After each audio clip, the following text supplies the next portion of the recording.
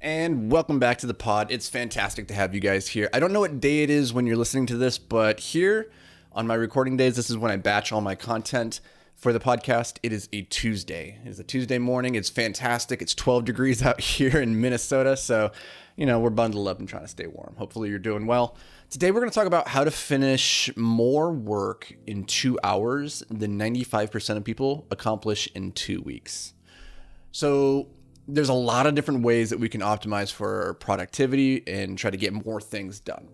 And I find sometimes it feels a little bit overwhelming to just have just too much thrown at you. And so today I'm just going to share 3 tips, 3 strategies that are pretty easy to implement that I think you'll start noticing immediate results. And so this is not an exhaustive list whatsoever, but this is a good starting point. Number 1, and this one is like mega for me personally. This might be one of the biggest drivers of productivity in my own personal life. It is getting a motivational play track. Okay. Now, or playlist, not play track. I don't know what that is saying there. Playlist. So what I'm saying here is, for me, when I'm trying to go into deep work, one of the things that I'm really prone to with my ADHD is getting distracted by noises in particular. There's visual distractions, and there can be the tactile of like what's the temperature of the room distractions. But for me, the thing that will pull me out of the zone the quickest is auditory distractions. So if I hear anything in the other room, that will throw me off my game instantly. I'll just be going down rabbit holes. And so anything that I can do to control the stimulus that's coming into my ears is been really, really powerful for me. Because your ears are a really interesting thing, right? You can't turn them off. From the day that you're born, unless you have some kind of hearing impairment, they're on, always running. And so creating an environment that's conducive for focus in terms of our auditory stimulus is important. So what I do first is I have noise canceling headphones. If you guys are watching this on YouTube, you can see I'm holding them up right here. These are my Sony, I think they're like the WH somethings. They're over-ear noise canceling headphones. I love them. Now, when I put them on, it almost feels like I'm putting on like a helmet, like I'm a jet fighter pilot, and I'm like entering into the zone. The world just kind of like shuts off, and it's a fantastic feeling. For the longest time, I would listen to white noise when I worked. In fact, I listened to white noise while writing probably my first 5 books. And white noise is great because there's nothing to get looped into in terms of rhythm or melodies or lyrics or anything like that. However, recently in the last year, I discovered something way better, something I enjoy that puts me so deep into the zone that it's ridiculous when I come out of it. I feel like I'm resurfacing from like the depths of the ocean or something like that. It's this app called brain.fm, and it is so cool. It's science-backed music to help you stimulate certain areas of your brain that are conducive for deep work flow states. And so they tend to be very deep, guttural, ephemeral, no melodies, no lyrics, nothing like that. Not even like necessarily a tangible rhythm to get into. It puts me right into the zone. Now, I would recommend trying out brain.fm. I think it's a fantastic resource. But if you're not into that, you can try other things like finding really epic, ethereal soundtracks from like different movies like Interstellar or what's that movie with Leonardo DiCaprio? Oh, Inception. That's a fantastic one too. The composer on that, Zach Hempsey, he wrote an album called Mind Heist, which was actually totally tangential. I wrote my book Mind Breach while listening to Mind Heist on repeat. So if you ever read that book, that the sequel to Time Heist, you'll be able to maybe feel the mood of that particular song, or that soundtrack rather.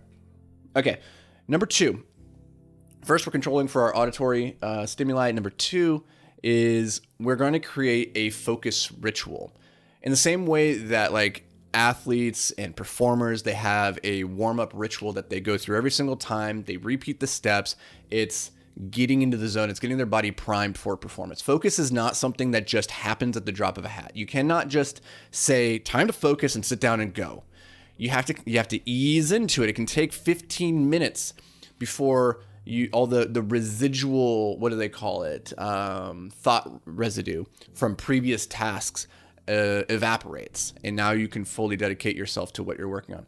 And so the more run up that you can give yourself to going into deep work states, the more likely that you're going to be able to stick with it through that first 15 to 20 minute window of frustration and kind of like discomfort, so that you can actually make it through your whole, say, 90-minute block of deep work. A lot of people, they never make it through that first 15 minutes. They just keep getting distracted, and each time they pick up their phone or look at the window or do this other thing, you're resetting that clock on yourself for it's going to take another 15 minutes for that that attention residue to evaporate. And so anything that we can do to create a focus ritual to start putting ourselves into the zone is going to pay dividends, because once you start to unlock these tactics or like these modalities, you can accelerate the pace at which you go into focus. For instance, for me, one of my focus rituals is I come into my office and I get my what's the word, the scent really figured out. I light a couple candles. I have my boom boom sticks. This is a cinnamon one. This, is just a nasal inhaler that smells like cinnamon. But I start to set a mood for focus with scent. Number 2 is then I clean off my desk. I make sure that only the things that need to be on my desk for the job that I'm about to perform are there. So I do a little mini cleaning task while I put my headphones on and I start to listen to Brain.fm to like get into the mode, the rhythm. Once that's clean and I sit down, now I turn off my phone, I turn off my internet, or I turn off my browser or whatever it is, or lock out the sites that I don't want to be using during that period of time. And then I bust out my Pomodoro, my little timer. I set it to go, and then I'm off. It doesn't have to be a crazy routine. It doesn't have to be a crazy ritual. I think the easier it is just to replicate it over and over, the better. And so this is something that I can do anywhere, right? It doesn't have to be in this workspace. All I need is some kind of scent stick. I need some way to control my nasal input. I need my noise canceling headphones. I need to have a clean workspace, and I need to set my timer. And once those things are set, now I'm into flow. And that's been a very powerful thing for me personally. All right, the third thing is remove all distractions. Focus is really at its core the ability to resist distractions. Now, you can make it so much easier on yourself by just, instead of having to resist distractions, just make the distractions obsolete and eliminate them before they ever even appear. And so this is where things like turning off your phone, turning off your internet or whatever, like having controls specifically for what I think are the 3 areas that typically cause the most distractions. Number 1, the phone. 2 is the computer. Number 3 are other people. On your computer, I'm a big fan of closing out browsers, going to a new virtual workspace on your desktop where only the tabs are open and the programs are open that you're using for that particular task. That's kind of a high level thing. So if you're not sure what I'm talking about, shoot me an email, anthony@anthonyvecino.com, and I'll send you a resource that kind of walks through what that looks like, how to use a virtual desktop on your computer. Number 2, you can put your phone into airplane mode, super powerful.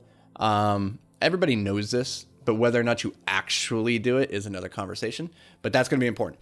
Number 3 is then controlling for other people, which means you need to have some mechanism to let the people in your life know that you are not to be bothered right now. You're not to come knock on the door if you're in an open workspace. If I'm wearing my headphones, that means I'm off limits, or you put a sign on the desk, some sort of notification system so that the people around you know when the sock is on the door handle, don't distract me. Don't come talk to me until I'm out of this flow. And just by doing those 3 things and like preempting the distractions from even occurring, you're gonna vastly improve the amount of work that you can do. And so those are just 3 tips that are gonna allow you to do more in 2 hours of work than most people do in 2 weeks. Guys, I hope this brought you some value. As always, I appreciate the heck out of you being here, for tuning in, and I will, as per usual, see you all tomorrow.